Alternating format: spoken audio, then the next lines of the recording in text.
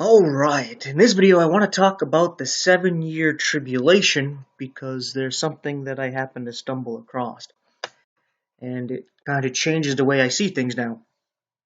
Now, if you've watched any of my videos and I talk about 7-year tribulation, 3.5-year tribulation, Daniel and Revelation, like I use a 7-year tribulation now and then, but I tell people that I see only a 3.5-year period.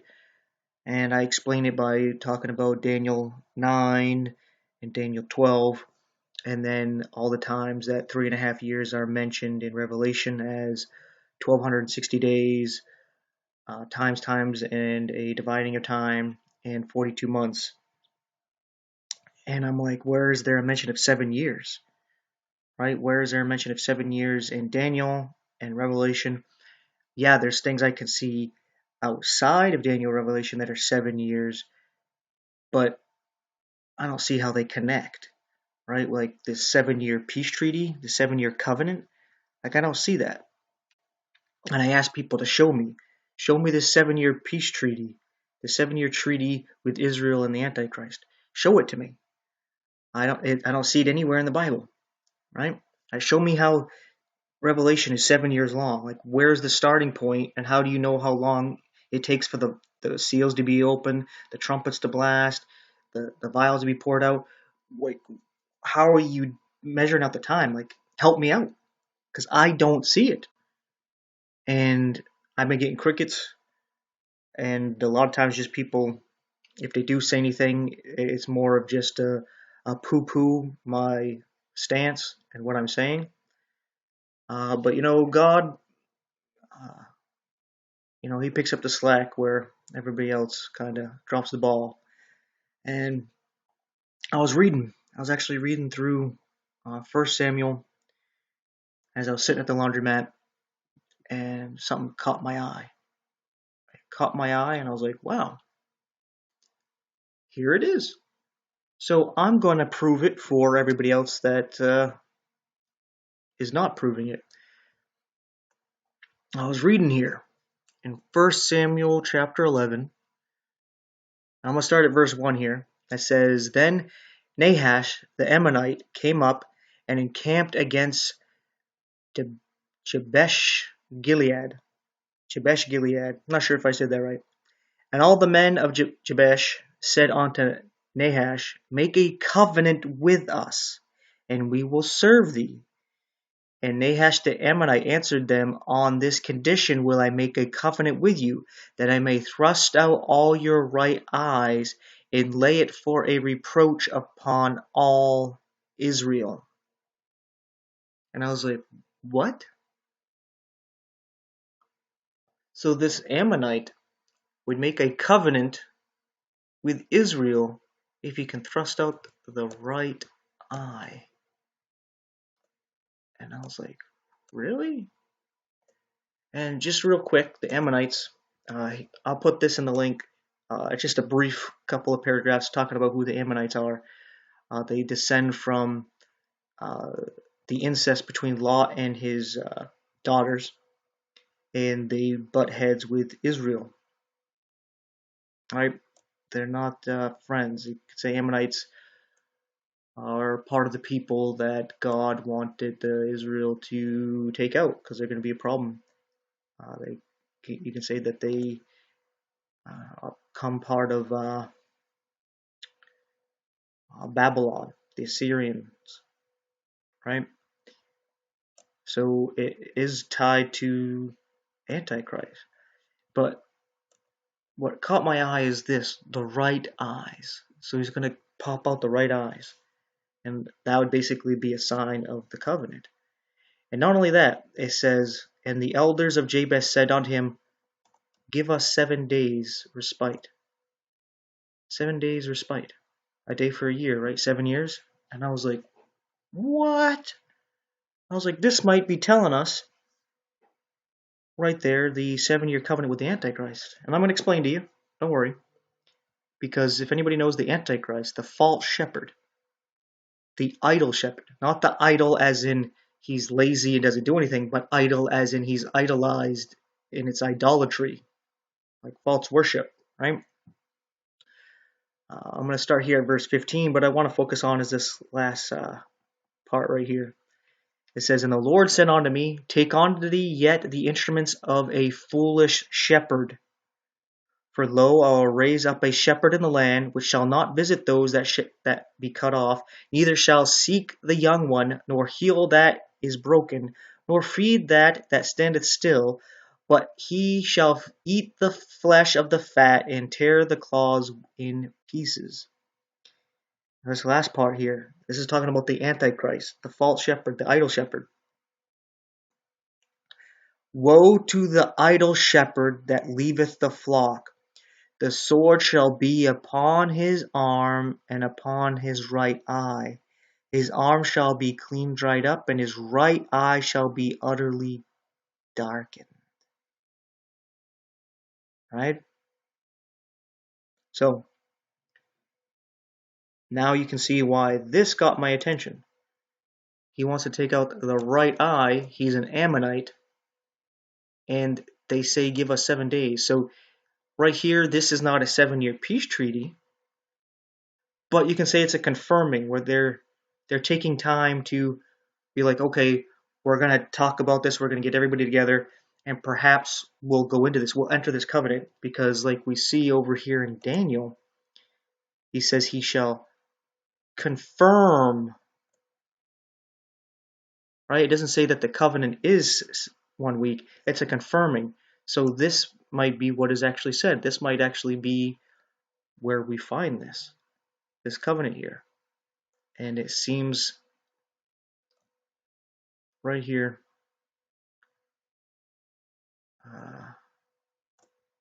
right here is the offer of the covenant of the Antichrist with Israel. And it's being confirmed as they realize that they're going to have to pluck out their right eye, right? This is a reference to the idol shepherd, right? His right eye shall be utterly darkened.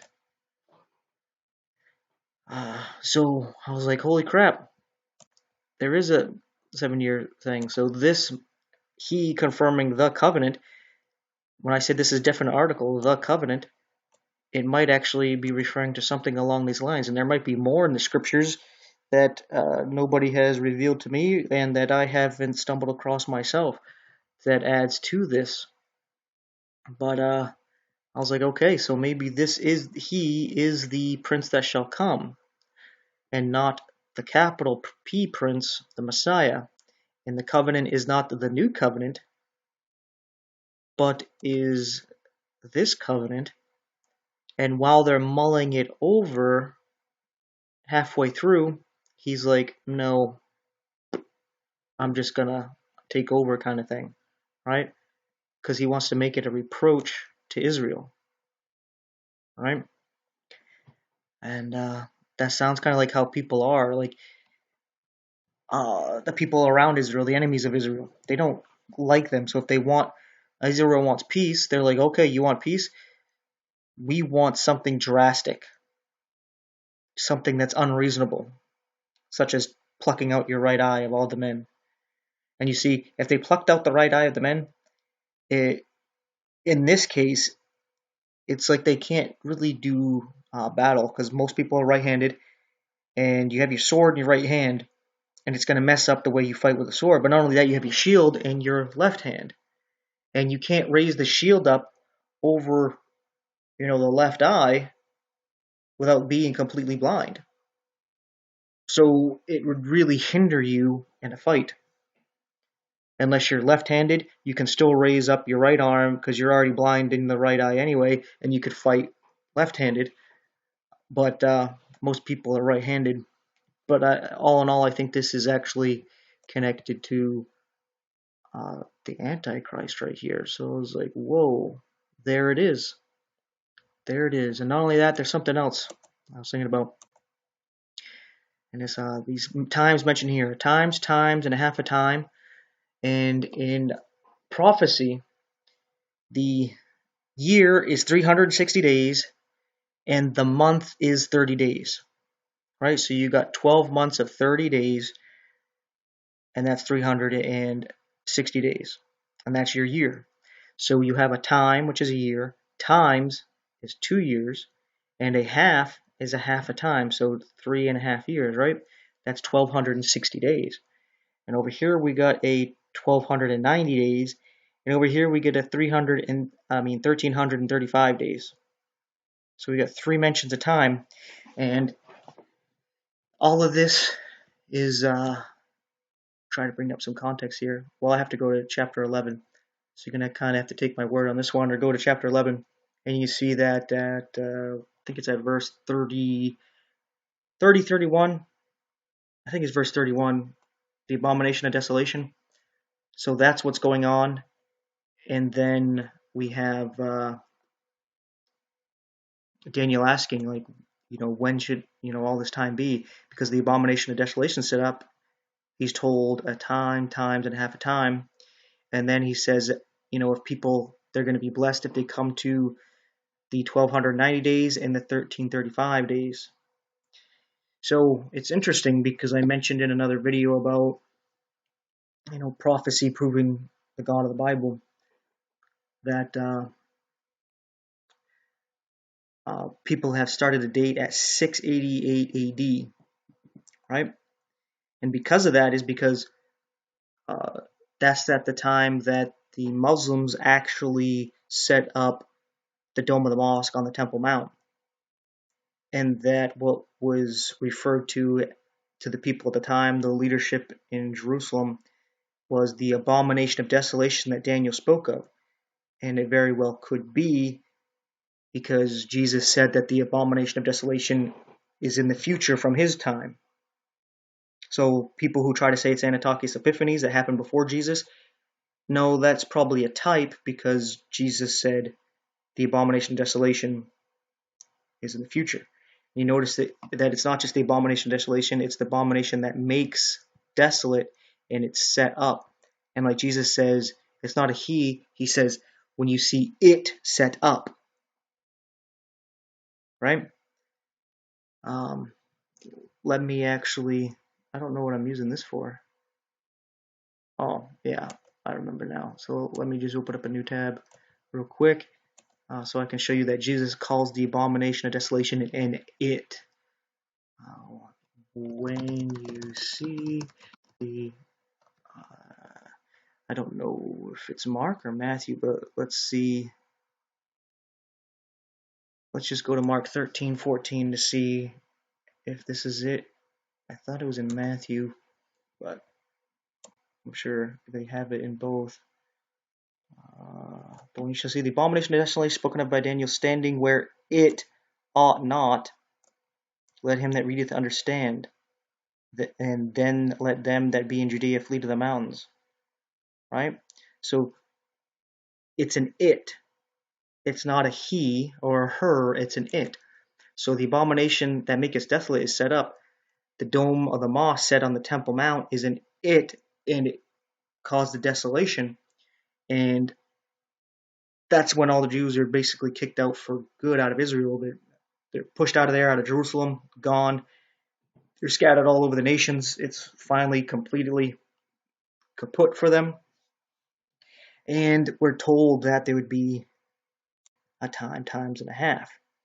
What's interesting, because that's 1,260 years, that 1,260 from 688 AD brings us to 1948. So this is when it ends. And then the desolation is going to start to reverse, right? And then this last one, 1335, is interesting because when we add that to 688, we get to 2023, which something interesting might happen then, because Israel will be 75 years old, I think it is.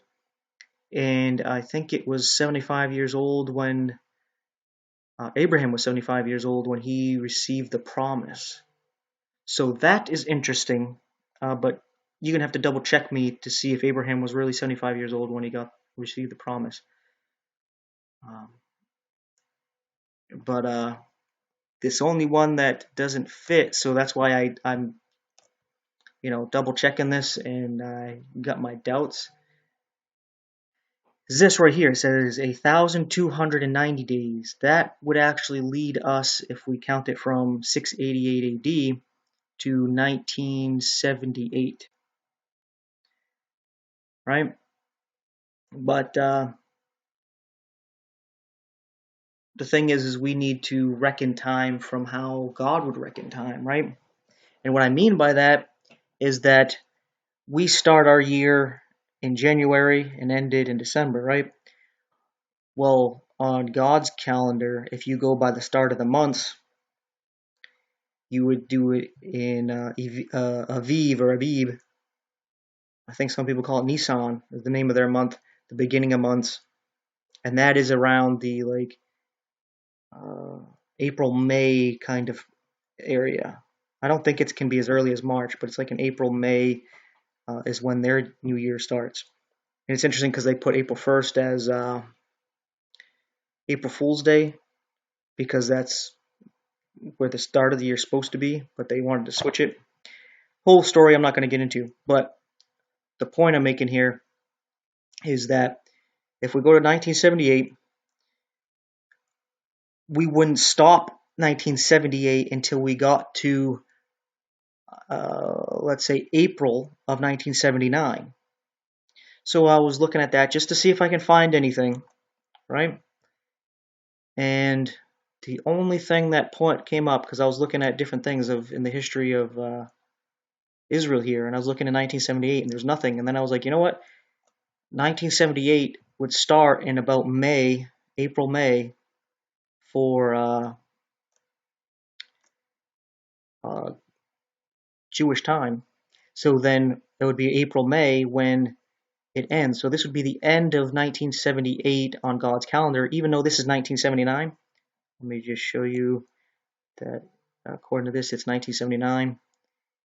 The only thing that stuck out, I don't know, maybe something else stuck out, maybe you know something else that happened with Israel, is it says that the first phase of Israel withdraw from Sinai. And I was like, that's kind of interesting. It really calls out to me.